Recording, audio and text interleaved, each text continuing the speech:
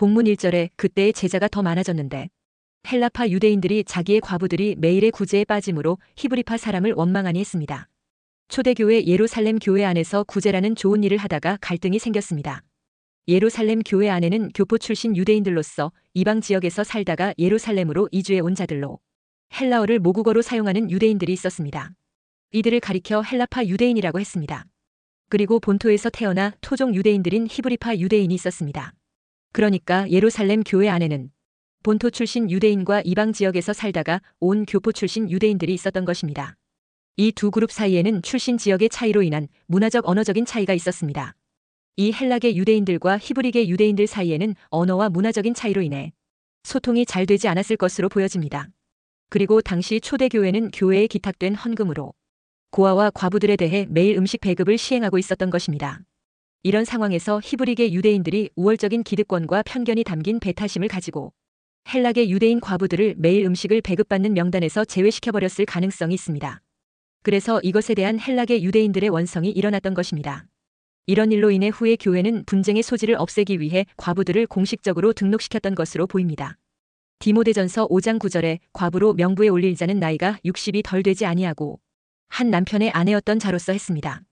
에덴에서 타락하여 전적으로 마귀의 부패한 본성이 오염되어 들어온 이후 사람은 본질적으로 갈등하는 존재가 되었습니다. 그래서 사람이 모인 곳에는 항상 갈등도 함께 있게 된 것입니다.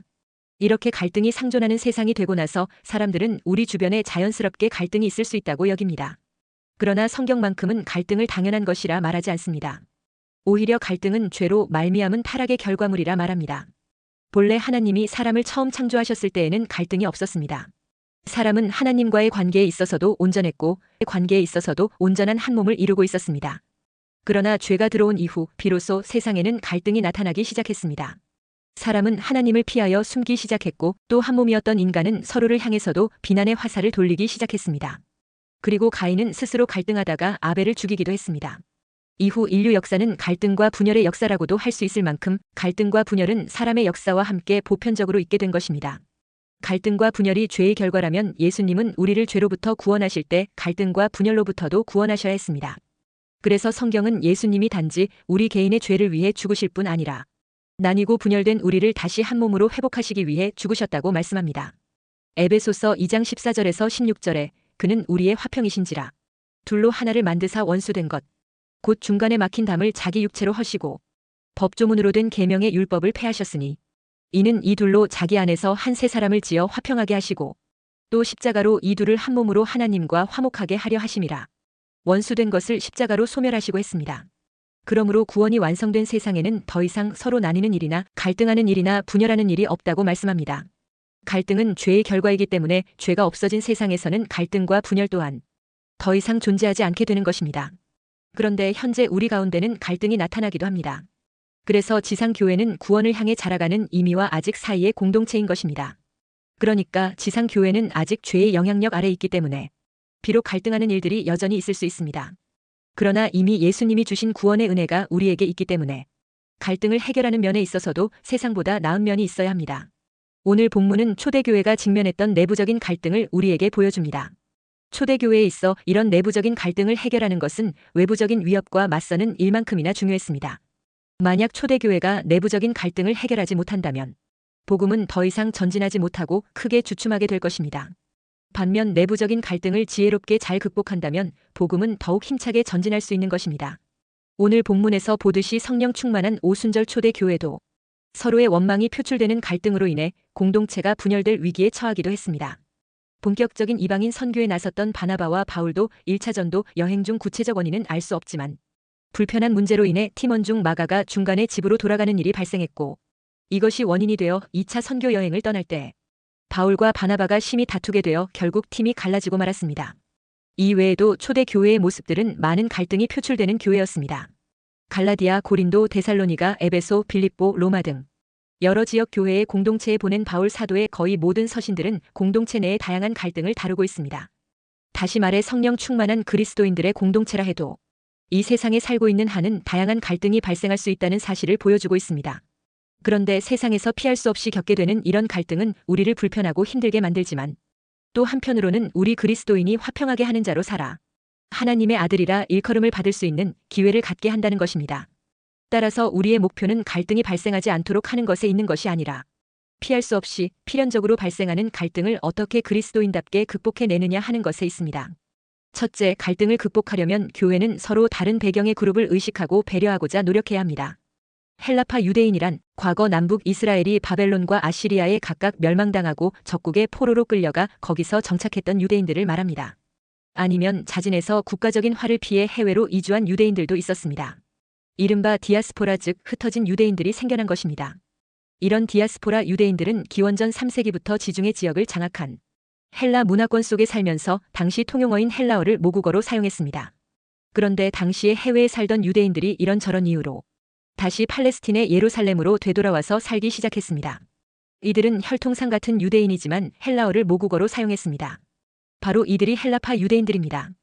그런데 예루살렘 초대교회 내에서 헬라파 유대인들 사이에서 히브리파 유대인들에 대한 원망이 생기기 시작했습니다.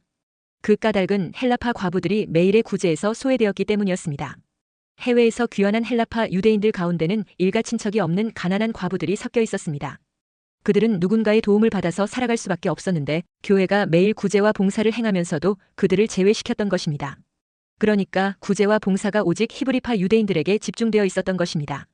사도들은 헬라파 유대인들의 조용한 항의를 받는 즉시 자신들의 잘못을 깨달았습니다. 그래서 자신들은 기도와 말씀 사역에 전념하고 구제 사역을 전담할 집사들을 세우기로 결정했습니다. 그런데 7 집사는 모두 헬라파 유대인들이었습니다. 그 이름이 모두 헬라식 이름을 쓰고 있는 것이 그 증거입니다. 사도행전 6장 5절에 온 무리가 이 말을 기뻐하여 믿음과 성령이 충만한 사람 스데반과 또 빌립과 브로고로와 니가노르와 디몬과 바메나와 유대교에 입교했던 안디옥 사람 니골라를 택하여 했습니다. 소수에 불과한 해외파인 헬라파 성도들을 교회의 대표들로 자진해서 선출한다는 것은 쉬운 일이 아닙니다. 어떤 면에서 국내파가 해외파를 위해 배려한 것으로 볼 수 있습니다. 또한 이것은 초대교회의 중심축이 다수인 히브리파에서 소수인 헬라파로 이동한 것이라고 볼 수 있습니다. 사도행전에는 헬라파 유대인들의 활동이 두드러지게 나타납니다. 헬라파 유대인들이 교회의 전면에 나선 후에 놀라운 일들이 벌어졌습니다. 사도행전 6장 7절에 하나님의 말씀이 점점 왕성하여 예루살렘에 있는 제자의 수가 더 심히 많아지고 허다한 제사장의 무리도 이도에 복종하니라 했습니다. 먼저 제사장들이 집단적으로 개종했다는 것입니다. 제사장은 유대교의 성직자로서 신학자 예레미야스에 의하면 당시에 예루살렘에 약 8,000명의 제사장이 있었다고 합니다. 이들 상당수가 예수님을 믿게 되었다는 것입니다. 히브리파 유대인들이 교회의 전면에 배치되어 있었을 때는 이런 부흥이 없었습니다. 그리고 사도행전 7장에는 헬라파 유대인 스데반 집사의 설교가 나옵니다. 유대인들은 하나님께서 오직 예루살렘 성전 안에만 계신다고 굳게 믿고 있었습니다.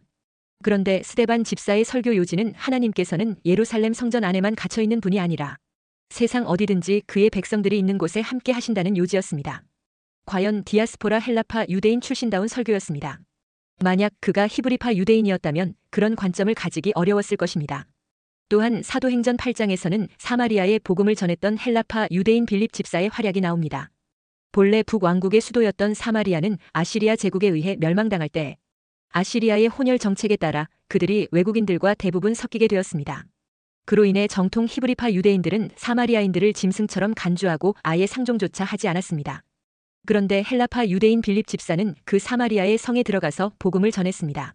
그리고 그는 기독교 역사상 이방인으로서 최초로 세례를 받았던 구스의 내시 우간다게에게 세례를 직접 베풀어서 북아프리카 선교의 교두보를 마련하기도 했습니다. 만약 빌립이 히브리파 유대인이었다면 이방인들을 그렇게 우대하지 않았을 것입니다. 그리고 사도행전 9장에 이르면 헬라파 유대인의 거목인 바울의 회심과 활약이 시작됩니다.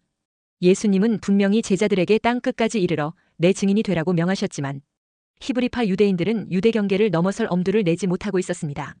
그럴 때 복음을 들고 이방의 경계를 넘어 세계를 향해 복음의 씨앗을 최초로 뿌렸던 사람이 헬라파 유대인인 바울이었습니다. 이리하여 사도행전의 중심축이 히브리파 유대인에게서 헬라파 유대인에게로 옮겨갔습니다. 그 이유는 히브리파 유대인들은 전통적으로 이스라엘 땅에 살던 국내파였기 때문입니다. 그들은 자신과 다른 사람들을 받아들이는 개방성이 부족했습니다.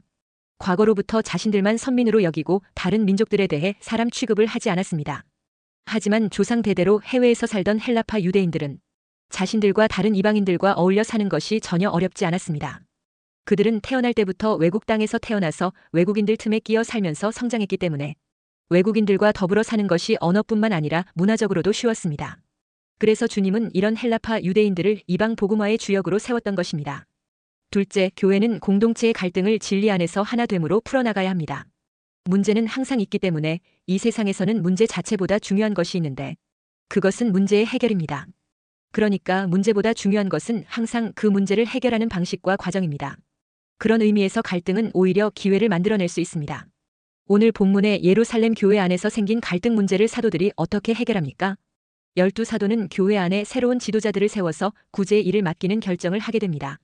본문 2, 3, 4절에 12사도가 모든 제자를 불러 이르되 우리가 하나님의 말씀을 제쳐놓고 접대를 일삼는 것이 마땅하지 아니하니 형제들아 너희 가운데서 성령과 지혜가 충만하여 칭찬받는 사람 7을 택하라.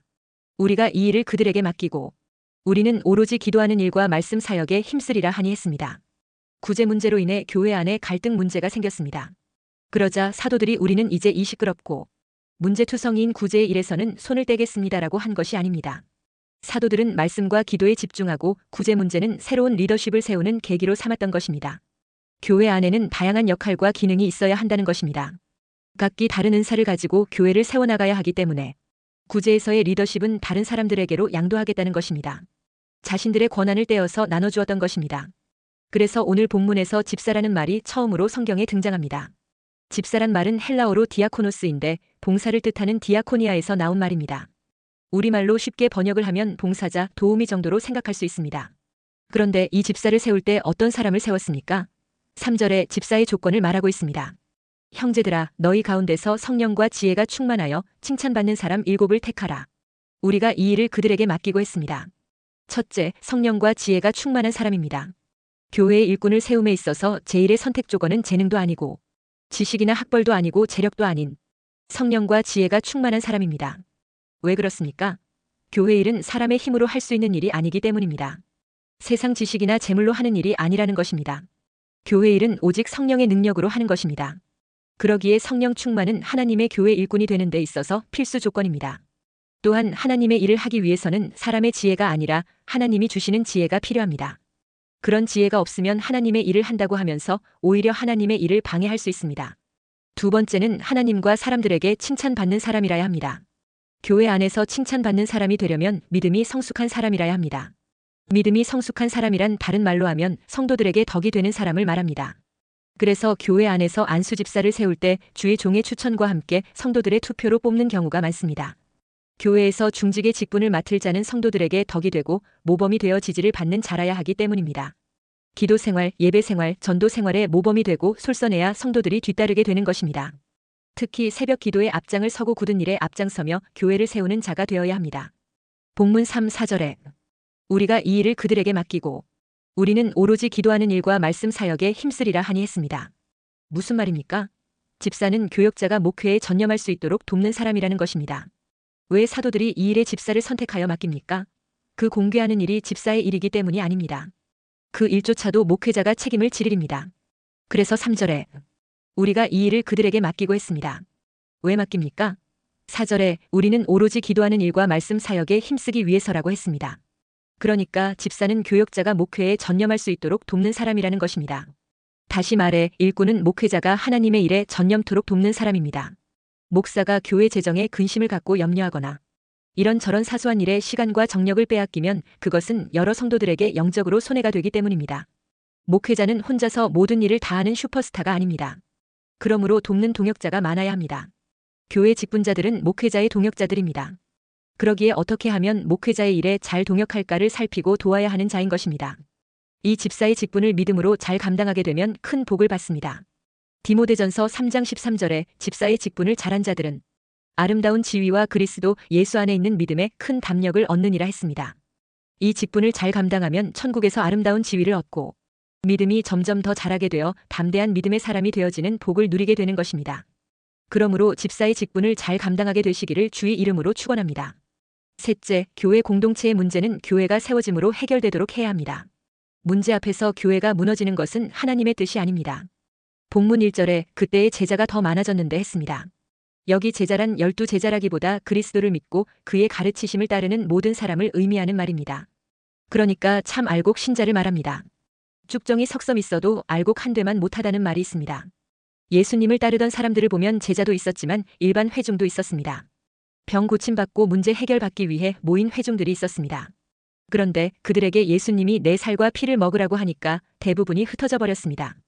바로 그 흩어졌던 자들이 그 회중들입니다. 물론 일반 회중도 많아야 합니다. 그래야 그들이 은혜 받고 변화되어 충실한 제자로 바뀔 수 있는 것입니다. 그렇게 되어질 때 교회는 영적으로 강하게 되는 것입니다. 혹자는 교회는 많은데 왜 세상은 변하지 않느냐고 말합니다. 일리 있는 말이지만 너무 자주 하거나 비관적으로 보지 말아야 합니다. 기독교인들의 실수가 자주 거론되는 것이 사실이지만 어느 집단이나 완전한 집단은 없습니다. 그리고 예수님은 병든 자를 찾으러 오신 의사라고 했습니다. 그러니까 지상 교회 안에는 병들어서 아직 불완전한 환자 같은 신자들이 항상 상존하고 있다는 것입니다. 문제는 그 환자들이 조금씩 고쳐지고 변화되어 나가느냐 하는 것에 있는 것입니다. 예수님의 제자 중에는 12제자가 있었고 나아가 70인의 제자가 있었으며 승천 직전에는 120명의 제자가 있었습니다. 이를 미루어 볼 때 제자란 말씀의 가르침을 받아 구원의 확신과 함께 삶이 변화되어 기도하는 가운데 성령 충만받아 전도하며 또 고난 가운데서 사랑을 실천하는 자로서 예수님을 닮은 자들을 가리키는 것입니다. 이러한 한 사람이 100을 감당하고 이러한 두 사람이 1000을 감당하게 됩니다. 한 사람만 바로 믿어도 주변 세상이 달라집니다. 빌립 집사 한 사람이 가는 곳마다 마귀가 소리치며 나가고 병이 고쳐지고 무수한 사람들이 주 앞으로 돌아오게 되었습니다. 그래서 사마리아 성에 기쁨이 넘쳤다고 했습니다. 이처럼 참된 제자가 있는 곳에는 엄청난 복음의 승리가 있습니다. 교회에 제자들이 많아질 때 교회는 세상으로부터 칭송을 받고 마귀에게는 큰 타격을 줄 수 있는 강력한 요새가 되는 것입니다. 교회는 흑암 권세와 싸우는 강력한 요새가 되어야 합니다. 그러려면 목회자 한 사람만 일하는 교회가 되어서는 안 됩니다. 전 교인이 함께 사명자가 되고 일꾼이 되어 일해야 합니다. 그러기 위해서 그들을 담아낼 수 있는 제도적인 정비가 잘 되어야 합니다. 제자가 많아도 제도적인 장치가 없으면 방관자가 되고 맙니다. 일꾼들을 적재적소에서 일하도록 해야 합니다. 혼자로서는 불가능합니다. 모세도 이스라엘을 혼자서 재판하려고 했을 때 얼마나 어려웠습니까? 그때 그의 장인 이드로의 조언을 받아들여 그 일을 대신 할 사람을 삼았습니다. 출애굽기 18장 21절 22절에 너는 또 온 백성 가운데서 능력 있는 사람들 곧 하나님을 두려워하며 진실하며 불의한 이익을 미워하는 자를 살펴서 백성 위에 세워 1000부장과 100부장과 50부장과 10부장을 삼아 그들이 때를 따라 백성을 재판하게 하라. 큰 일은 모두 내게 가져갈 것이요 작은 일은 모두 그들이 스스로 재판할 것이니 그리하면 그들이 너와 함께 담당할 것인즉 일이 내게 쉬우리라 했습니다. 그러나 조직을 만들고 수요만 채운다고 되는 것은 아닙니다. 중요한 요직일수록 믿음 있는 자가 담당해야 합니다. 여기 집사의 자격에 나온 대로 성령과 지혜가 충만하여 칭찬받는 사람이라야 합니다. 그렇지 못하고 중요한 자리만 차지하고 있으면 나도 안 되고 너도 못하게 하여 교회를 퇴보로 몰고 갑니다. 교회는 일꾼이라는 사람들 때문에 교회가 부흥되기도 하고 퇴보하기도 한다는 것을 알아야 합니다. 조직도 중요하지만 먼저 사람이 중요하다는 것입니다. 마땅한 사람은 없는데 조직만 갖추려고 하지 말아야 합니다. 합당치 못한 사람 세운 것보다 빈자리가 더 낫습니다. 아나니아와 삽비라 사건이 암시하는 것은 함량미달되는 사람이 교회에서 존경받고 영향력 있는 자리에 있으면 그것은 큰 시험거리가 된다는 것입니다. 그래서 적합한 일꾼이 없으면 빈자리가 더 낫다는 말입니다.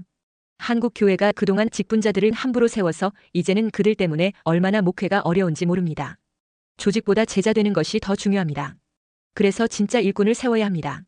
충성된 제자들이 적재적소에 배치되고 전 교인이 목회자와 함께 일할 때 교회는 강력한 요새로서 사명을 감당할 수 있게 됩니다. 그래서 주의 종이 말씀과 기도에 전무하여 기름진 하늘의 양식을 공급할 수 있도록 일꾼들이 교회를 잘 섬기고 세워나가야 합니다.